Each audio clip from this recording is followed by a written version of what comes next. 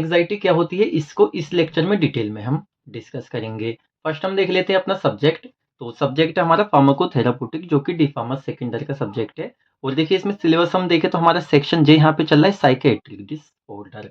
तो हमारे जो साइकेट्रिक डिसऑर्डर होते हैं, तो इसके अंदर हमारा फर्स्ट था यहाँ पे डिप्रेशन, जिसको लास्ट वीडियो लेक्चर में डिटेल में हमने डिस्कस किया था। तो सेकंड है हमारे यहाँ पे एंग्जाइटी, जिसको इस लेक्चर में डिटेल में हम देखेंगे। अब देखिए एंग्जाइटी, जिसको हिंदी में हम कहते हैं यहाँ पे चिंता। तो चिंता नाम सुन के आपके माइंड में काफ़ी कुछ यहाँ पे आ रहा होगा। अब इस टाइम भी आप यहाँ पे स्टडी कर रहे हैं तो आप सोच रहे होंगे इतना सारा सिलेबस है, कैसे हम कवर करेंगे। तो ये भी क्या है, एक आपकी चिंता है। अब देखिए जो हमारी एंग्जाइटी है, चिंता है, टेंशन है, डिफरेंट टाइप की हमारी होती है। अब जैसे आपको भी एग्जाम की टेंशन है, एग्जाम में अच्छे मार्क्स आपके आएंगे, नहीं आएंगे, फेल हो जाएंगे, पास हो जाएंगे, या डिप्लोमा आपने कंप्लीट कर लिया, उसके बाद में आपको अच्छी जॉब मिलेगी, नहीं मिलेगी, ये हमारा एक टाइप रहा। अब जिस तरह के फील्ड में इंसान होता है उस तरह की टेंशन होती है, ये सारे फील्ड आप हटा दीजिए। कुछ लोगों को फैमिली की टेंशन है भाई, कुछ लोगों को क्या होता है, फैमिली में कुछ अजीब-वगरीब बातें हो रही हैं, कोई बीमारी वगैरह, काफ़ी सारी चीज़ें हैं। तो लोग क्या होते हैं अपनी लाइफ में, जब से इंसान पैदा हुआ उसके बाद में जो समझदार हुआ, अपनी लाइफ में डिसीज़न लेने लगा, तो उसके बाद से लेकर मरने तक इंसान टेंशन में रहता है। अभी डिपेंड करता है, एक तो होता है छोटी-मोटी टेंशन, इंसान कोई नहीं झेल रहा है, एक होता है कुछ ज़्यादा टेंशन। तो कुल मिला के टेंशन हमारा आज का यहाँ पे टॉपिक है, जो कि एग्ज़ाम के पर्पज़ से काफ़ी ज़्यादा इम्पोर्टेंट है, और आपकी जनरल लाइफ में काफ़ी कुछ आपको यहाँ पे इसमें सीखने को मिलेगा। तो चलिए देख लेते हैं। फर्स्ट हम देख लेते हैं यहाँ पे इसकी definition. Anxiety is the feeling of fear, dread and uneasiness that make an individual sweat, feel restless. अब देखिए हमारे इतना डीपली टॉपिक है, जितना आपको पता है उतना ही कम रहेगा, लेकिन शॉर्ट में इसको समझने की कोशिश करेंगे। तो anxiety is the feeling of fear, dread. देखिए क्या होता है, डर एक अलग चीज़ है, लेकिन जब इंसान क्या होता है, चिंता होती है, तो एक तरह से थोड़ा-सा उसके अंदर डर भी होता है। तो एंग्जाइटी क्या है, एक फीलिंग है डर की। जैसे कि सपोज़ कीजिए आपने इंटरव्यू देने जा रहे हैं, तो आपको एक डर है कि मेरा इंटरव्यू अच्छा जाएगा या नहीं जाएगा, तो वो भी एक तरह से हमारा डर होता है। तो ये होता है हमारा डर लगना। साथ में अनईज़ीनेस, मतलब कि कोई चीज़ हमारे लिए ईज़ी नहीं है, इसलिए तो हमें वहाँ पे क्या हो रहा है, टेंशन हो रही है, वहाँ पे मतलब हमें चिंता हो रही है। अगर ईज़ी है तो हमें नहीं होगी। तो अनईज़ीनेस की, जिसको हम बेचैनी कह सकते हैं, that make that might make an individual sweat, feel restless. अब देखिए क्या होता है, जैसे कि सपोज़ कीजिए आप टेंशन ले रहे हैं बहुत ज़्यादा, आप चिंता कर रहे हैं, तो आपको क्या होता है, खड़े-खड़े आपको पसीने छूट जाते हैं, स्वेट। हालाँकि उसका कोई मतलब नहीं है, लेकिन यहाँ पे आपके छूट जाते हैं। फ़ील रेस्टलेस, अभी क्या होता है, बेचैनी आपको फ़ील होती है। हालाँकि कुछ हुआ नहीं है आपके साथ में, लेकिन एक बेचैनी फ़ील हो रही है, चिंता आपको हो रही है। तो ये होती है हमारे यहाँ पे एंग्ज़ायटी, चिंता। सेकंड इसमें हम देख लेते हैं, the sources of this uneasiness is not always known. अब देखिए कभी-कभी क्या होता है, हमें पता है चलिए ये हमारी ये चीज़ है, हमें इंटरव्यू देने जाना है या और कोई काम है, इसकी वजह से हमें टेंशन हो रही है। लेकिन कभी-कभी क्या होता है, ये जो चिंता है ना, एंग्ज़ायटी, इसकी सोर्सेज़ ही हमें यहाँ पे नहीं पता होती हैं। कहते हैं ना, पता नहीं भई अचानक से मेरा दिल घबराने लगा, अचानक से मुझे टेंशन हो रही है किसी बात की, लेकिन क्या है पता ही नहीं है। तो इस तरह की जो सोर्सेज़ होती है, मतलब ऑलवेज़ सारी सोर्सेज़ आपको पता नहीं होती, अचानक से आपको बेचैनी, चिंता, टेंशन होने लगती है। तो ये हो जाता है। नेक्स्ट इसमें हम देख लेते हैं, it is the type of psychiatric disorder. अब देखिए क्या है, ये चीज़ हमें क्या है, दिमागी है हमारी, मतलब मेंटली ये सब चीज़ हमारे होता है, तो हमारे क्या है, एक साइकेट्रिक डिसऑर्डर है।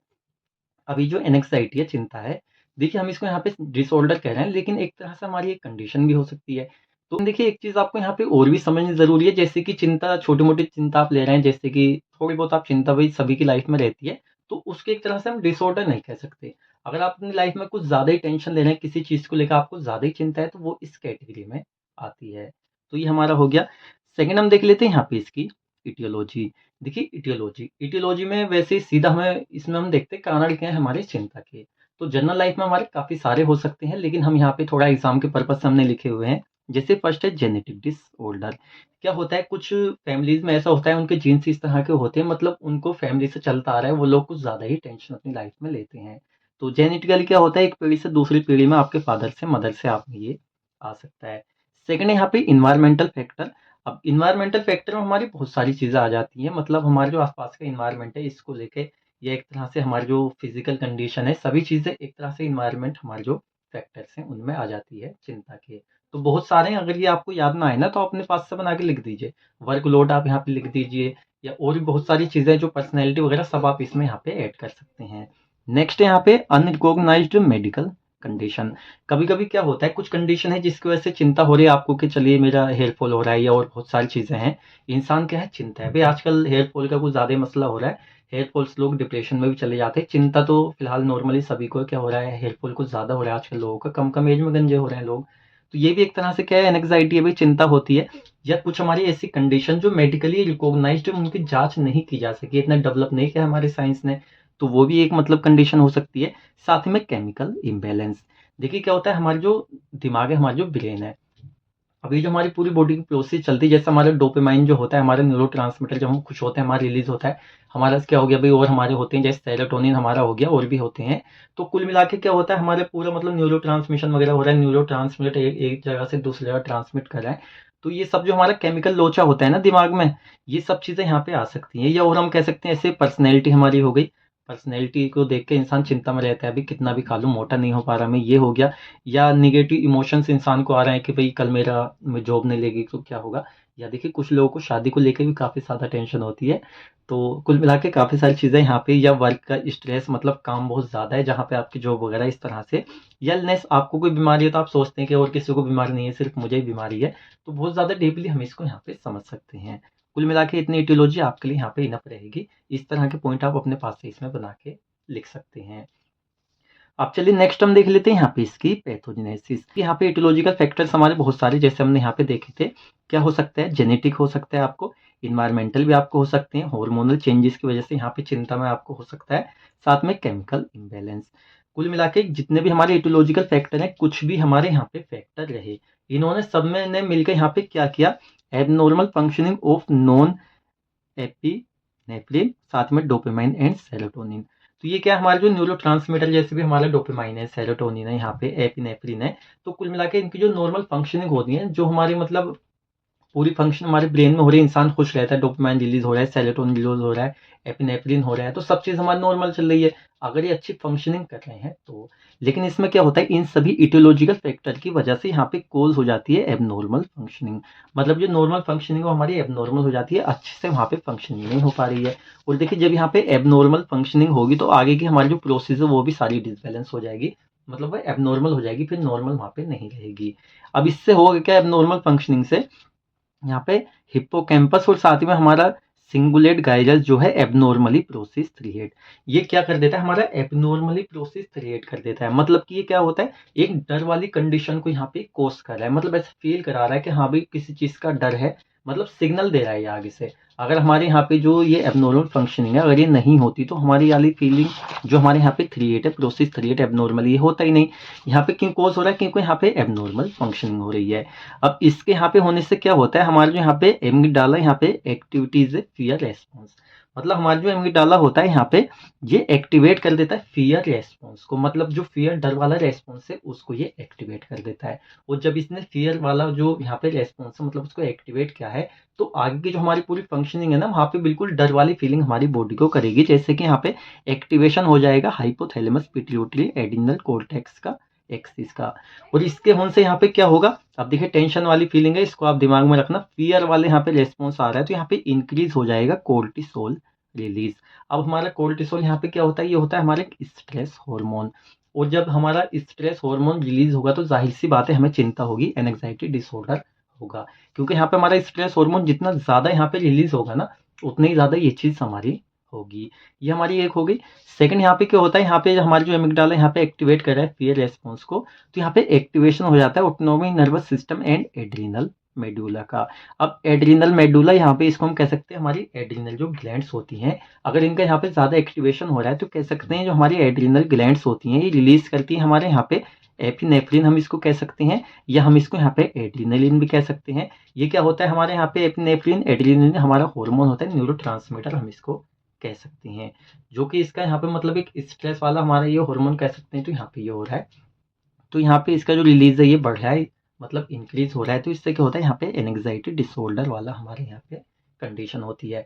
कुल मिला के ये अच्छे से आपको समझ में आया होगा, ये पूरी एबनॉर्मल प्रोसेस हो जाती है, जिससे क्या होता है एमिगडाल जो होता है एक्टिवेट करता है फियर रेस्पॉन्स। उससे क्या होता है हमारे जो जहाँ से ये स्ट्रेस हार्मोन रिलीज होते हैं यहाँ पे ये एक्टिवेशन हो जाते हैं, हमारे स्ट्रेस हार्मोन ज्यादा रिलीज होते हैं पहले से, मतलब पहले नहीं हो रहे थे नॉर्मल क्वांटिटी में, जितना हल्का फुल्का क्या होता है भाई, थोड़ा बहुत स्ट्रेस तो लाइफ में सभी को है, लेकिन ये ज्यादा हो जाता है। कुल मिला के फाइनली यहाँ पे एंग्जाइटी डिसऑर्डर हो जाता है। तो ये इसकी पैथोजेनेसिस आई थिंक आपको अच्छे से ये समझ में आई होगी। अब चलिए इसमें नेक्स्ट यहाँ पे हम देख लेते हैं क्लिनिकल मैनिफेस्टेशन, जिनको यहाँ पे सिम्टम भी हम कहते हैं। तो भाई जब किसी को एंग्जाइटी होती है, टेंशन होती है, चिंता होती है, तो क्या क्या सिम्टम यहाँ पे नजर आते हैं। तो हमने काफी यहाँ पे लिखे हुए हैं, बाकी आप अपने पास से बना के लिख सकते हैं। जैसे फर्स्ट यहाँ पे ब्रीथलनेसिस, सांस फूलना। देखिए क्या होता है, चिंता हमारी काफी टाइप की होती है। एक तो होता है नॉर्मल, आप थोड़ी बहुत यहाँ पे चिंता कर रहे हैं, ठीक है। एक होता है हिसाब से ज्यादा टेंशन आप ले रहे हैं, चिंता कर रहे हैं, तो उस कंडीशन में सांस फूलना भी यहाँ पे हो सकता है। ड्राई माउथ, भाई मुंह सूख जाता है। फीलिंग ऑफ फियर, ये तो बिल्कुल नॉर्मल है भाई, चिंता आप थोड़ी सी आपको फियर वाली फीलिंग है, जब भी तो आपको टेंशन हो रही है, अगर आपको नहीं है तो नहीं होगी।